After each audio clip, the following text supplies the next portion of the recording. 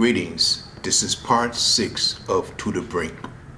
Part 5 ended with the king's men, out of jealousy, persuaded the king to sign a decree that caused Daniel to be cast in the lion's den.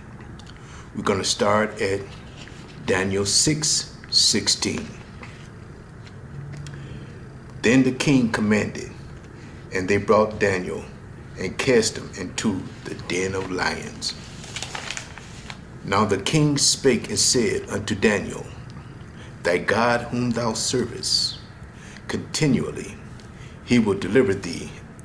And a stone was brought and laid upon the mouth of the den. And the king sealed it with his own signet, and with the signet of his lords, that the purpose might not be changed concerning Daniel. Then the king went to his palace and passed the night fasting. Neither were instruments of music brought before him, and his sleep went from him. Then the king arose very early in the morning and went in haste unto the den of lions. And when he came to the den, he cried with a lamentable voice unto Daniel.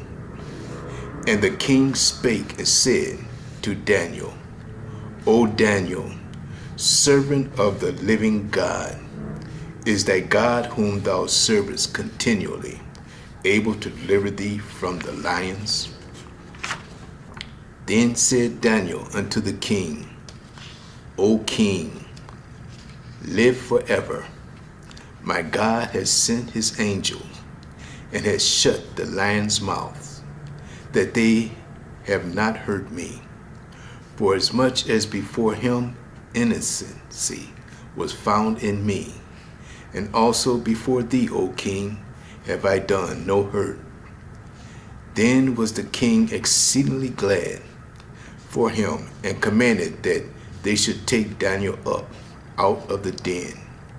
So Daniel was taken up out of the den, and no manner of hurt was found upon him, because he believed in his God, meaning he believed with his obedience to God. That's why innocency was found in him before God. Continuing, and the king commanded, and they brought those men which had accused Daniel, and they cast them into the den of lions, them, their children, and their wives. And the lions had the mastery over them, and brake all their bones in pieces wherever they came at the bottom of the den.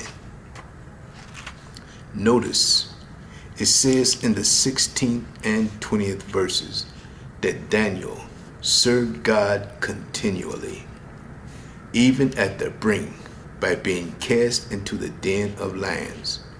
He didn't stagger at the brink. Notice also how God revealed himself to the king, as the king speaks in the 26th and 27th verses of the 6th chapter. I make a decree that in every dominion of my kingdom men tremble and fear before the God of Daniel, for he is the living God and steadfast forever, and his kingdom that which shall not be destroyed, and his dominion shall be even unto the end. He delivereth and rescueth, and he worketh signs and wonders in heaven and in earth, who hath delivered Daniel from the power of the lions. God made himself known to the king because he had a tender heart.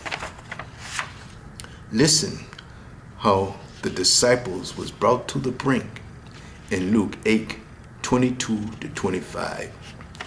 Now it came to pass on a certain day that he went into a ship with his disciples, and he said unto them, Let us go over to the other side of the lake. And they launched forth, but as they sailed, he fell asleep. And there came down a storm of wind on the lake, and they were filled with water and were in jeopardy. And they came to him and awoke him, saying, Master, Master, we perish. Then he arose and rebuked the wind and raging of the water, and they ceased, and there was a calm. And he said unto them, Where is your faith? And they being afraid wondered, saying one to another, What manner of man is this? For he commanded even the winds and the water, and they obey him. Jesus asked them, Where was their faith? Because he said in Matthew 4:19, He said unto them, Follow me, and I will make you fishers of men. He wanted them to have faith to know nothing was going to happen to them until they have finished their ministry of being fishers of men. We're going to stop here and start part 7 of To the Brink. Catch part 7. Thank you.